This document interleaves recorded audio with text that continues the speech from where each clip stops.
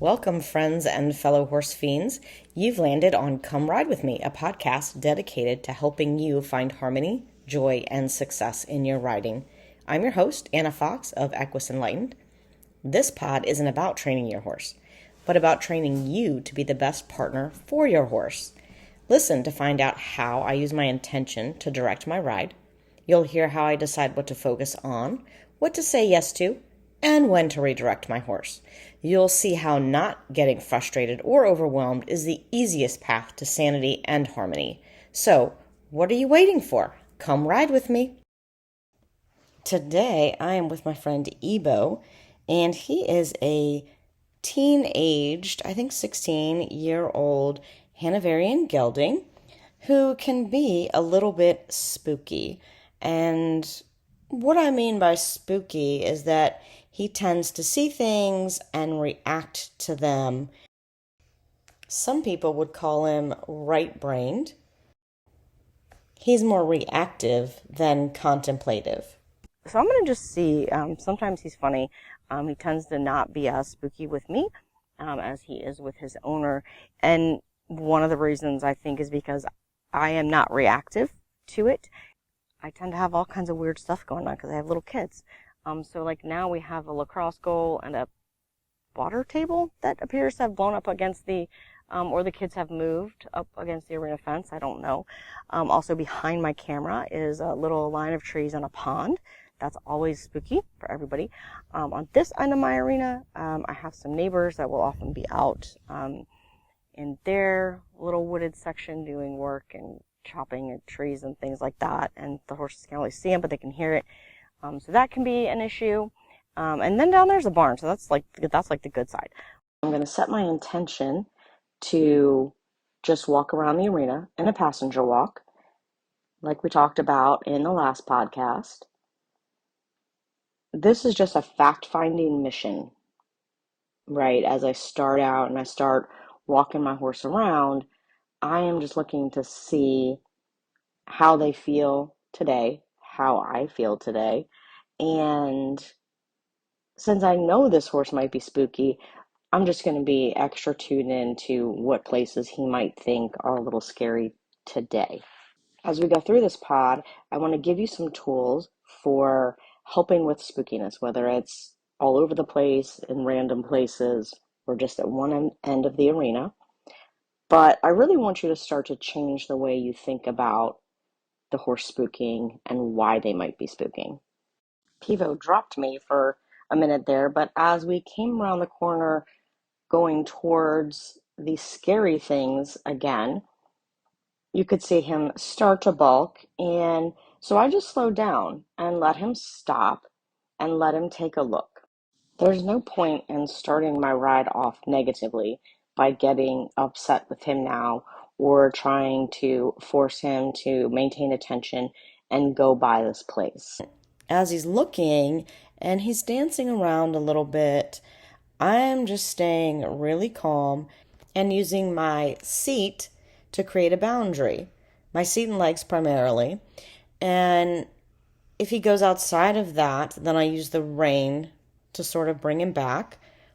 But otherwise, I'm just sitting still. So I want to give him a minute to hang out here and process. That's why I'm kind of creating this tunnel with my hands and my seat. And I just want to see if he can process how he feels about the scary stuff, that the scary stuff isn't moving, and really work on him regulating instead of escalating the situation. After a moment of processing, he walks off really nicely from this spot. He is relaxed, doesn't go all the way over to the rail, but I'm not going to press that at the moment. So I walk down, and we're going to change direction and come back and see it out of the other eye. And you can see it's scarier from this direction, seemingly. So I'm going to go through the same process. I'm going to allow him to stand there and try to process that and regulate his nervous system rather than try to push him past it. Horses, the way their eyes are set, the way their vision is, things look different out of both eyes. So it's important to understand how the horse's vision works. And we can talk more about that at a later time. But it's important to know how the vision works and then how they will see things differently from different places, from different sides. And especially if something is moving or it moves and it wasn't moving. The next thing I want you to think about is, how do you feel when your horse spooks? Are you scared? Are you frustrated? Are you angry? Because this plays into the nervous system regulation of both you and your horse. And if one of you gets into a heightened state, it's going to, or it can cause a problem for the other party. You need to be the adult in the situation. And sometimes you also need to allow your horse to lead you away from something that they feel is dangerous, because that builds trust. And if you have a negative emotion that's associated with the spooking, just take some time, probably not when you're on your horse and he's spooking, but either away from your horse or when you and your horse are having a nice, pleasant walk and there's no spooking, and think about why you feel that way. I used to be reactive, kind of like Ebo here, and if a horse would spook, it would sort of just be my natural instinct to like give him a slap with a stick or something. Because I realized later that that was causing me fear, which would make me angry, right? So the anger was like the secondary emotion. And so anger being the secondary emotion would then cause me to lash out, because that's how I deal with fear. I have I'm going to kill it, make it dead response to fear. These are important things to know about yourself as you're working with horses. It's also important to acknowledge your horse in this partnership, right? And your horse's lack of confidence. So rather than trying to override it or dismiss this lack of confidence because you know that the thing isn't going to hurt you or your horse, you have to be able to transmit your confidence to the horse by your own calm nervous system. Getting upset or frustrated just tells them that there is something to be fearful of. And acknowledging their lack of confidence is not akin to getting away with something. And now Ebo here is feeling pretty good about just walking around, as long as I'm not putting any pressure on him to cross his boundary with the spooky stuff. He's better out of the left eye than the right. So this is all good future info, because when I start trotting, he will probably want to increase his boundary again, and he will be spookier out of the right eye than he is the left eye now, right? All of that will just compound when we go faster. I'm gonna have to practice our little aid phases, because I don't feel like he's really ready to trot. There we go. So I'm just going to tune that up. I feel like him being sluggish off my aids is a problem inside a problem and not a problem on top of a problem. He is sluggish off of my aids, so I need to work on that first, and then I can see how he's going to feel about the spooky thing at a higher speed. So I looked at it a little bit, and then we kind of changed direction, so let's do it, man. Let's go the other way. A little bit easier to move off in that direction. And I'm keeping, with him, I'm confident, so I'm not really, this trot's a little bit ridiculous. I'm not so worried about keeping a good feel on the rein. I'm just giving him a loose rein, and I'm just going to see, how does he feel about, does he want to go close to that spot or does he not? And he really doesn't want to, so that's cool. we'll just sort of work around it. And so this is one of those things, if you had a plan for the day, like I was going to practice a dressage test for a competition, and now I can't use the entire arena because, he's spooking at something. Just have a plan. Be prepared to change it. For any of you who have had children, it's kind of like a birth plan, right? Have your plan, but be prepared to change it because the babies will come when they want, as they want, etc. So, but don't get bent out of shape that your plan is not right on track. And right now, he's moving off of my leg. Like, he's going forward. What he's not doing is just really putting forth a lot of effort in the forward. Now that he's more comfortable with the spooky spot, he's moving more freely off of my leg. Now I can add on the go forward and maintain the energy, match my energy for a little bit longer. So I'm going to push him a little bit past the speed of the gait that I really want, and then I can let him settle back to where I want him to be. If he drops me, I send him forward again. This is a great game for any horse that has trouble maintaining the tempo. And he matched my energy to go, and then he sort of petered out. So what I'm going to do is I'm going to send him a bit past, like what I might like. So he decided to canter. Now I do have to be aware that at the canter, even though he really has not been putting a whole lot of stock in that spot at the trot, he might at the canter. So I just need to be aware of that, right? I'm going faster. It's going to look different. Yeah, good. Good boy. Notice there, he really stretched down as we were cantering by the spooky spot. Doesn't get any better than that with him relaxing like that. So perfect time to stop, take a break, and give him a reward. All right, so let's see how we're feeling about the spooky bits off the left eye. He is more comfortable about walking by the spooky bits. So when we ask him to trot, though, he's still not really feeling very free. So we'll work on that on this side of the arena that's not spooky. And he's way more willing at the far end of the arena. So I think that the tension in the forward transition is related to the tension about the spooky bits.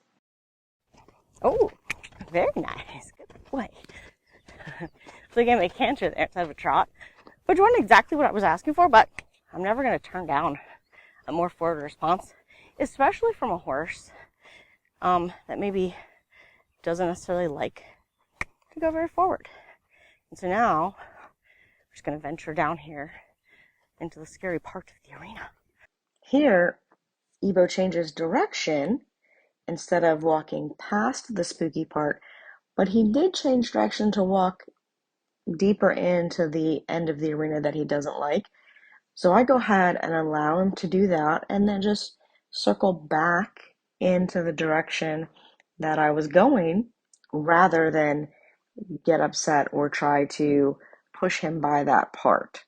So I'm letting him lead the way a little bit, and then I kind of lead the way back a little bit. Good, so we got a little past the stuff, and when I asked him to trot, he's like, I don't know, there's all the crazy stuff over there, and I'm a little bit past where I was before, and I don't know. So we're going to come over here, we're going to check it out again. Getting after him, being upset about it, is not going to make him feel any more confident. Good boy, yeah. So there, he definitely, let's go, yeah, good job. He wanted to sort of bulge his shoulder out. And I just was like, well, but could you stay here? Like, could you stay in this position and be a little bent? And he was like, yeah, I could do that. Now I'm going to see, just can you go a little forward?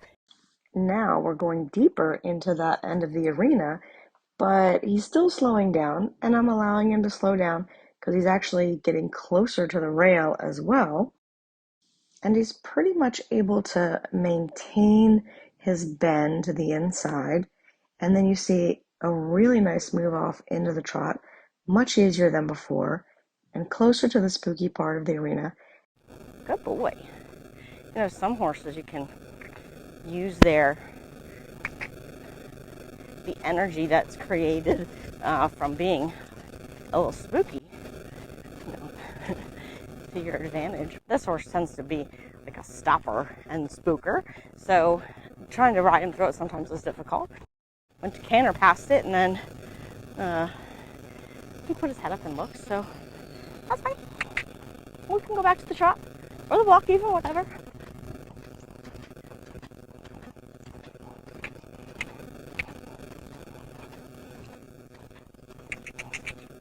Good boy. Good boy. Ooh, good boy. Yeah. Good man. So I could have gotten after him, and I could have been like, oh, keep going, keep cantering. Keep cantering by that. But again, it's probably not going to make him feel better about it. And if I was going to do that, I would probably let him give it a wider berth. Maybe I'll try that this time, see what happens. But if I'm actually trying to see if I'll get a bit closer to it. There we go. Come on. Good. So I'm just asking him with my leg, can you maintain the bend? I'm going to give you a little more room. I'm not going to go right up next to it. Give you a little more room, but can you maintain the bend? Can you maintain? Yeah, good. Hey guys, so my phone died right at the end of this video / podcast. And if you're watching the video, what you would see is Ebo actually cantering by the spooky part of the arena and just continuing down the long side. And he was so good about it that I would have just stopped there and given him a break anyway. And that whole thing took about 17 minutes, and I did a lot of talking and walking. So, 10 to 15 minutes of my time to just acquaint him with that area and get him feeling more comfortable about it without causing any more tension, without getting stressed out. And now, if he's comfortable enough with it, I could go back to whatever the plan I had for the day was. If he's still not quite comfortable enough, I can either keep working at it or I can go on. And what I like to do sometimes is go on, do something else for a little bit, and then go back and see if things have gotten a little better. Either way, so much better to play around and experiment with it than get everybody into an excited state or teach your horse that there's a place in the arena that they need to be afraid of, or anytime that they're unsure that you're going to be reactive to that. Staying calm and helping them figure out the situation is always a better plan. Thanks for listening to this week's episode of Come Ride With Me. I know there were some changes in audio quality at times because I had to dub in spots that were not clear in the original video / audio. I'm sure I'll get better at this recording thing as I go, so forgive my learning curve. My goal is to demonstrate to riders that we don't have to do something every second of a ride. We don't have to do things a certain way or at a certain time. Just staying present with your horse and gathering non-judgmental information about how they are going is way more beneficial than overthinking and overworking. If you'd like to learn more about what I do at Equus Enlightened, you can find me at equisenlightened.net or on patreon.com/equisenlightened. You can also find me on social media as Equus Enlightened. I will put all the links in the show notes. And until next time, happy riding. Oh, before you go, please remember to rate, review, and share this pod so others can find it. I would love constructive criticism. But like my mom used to say, if you don't have anything really nice to say, there's no need to say it. Just ride on, my friends. Have a great week.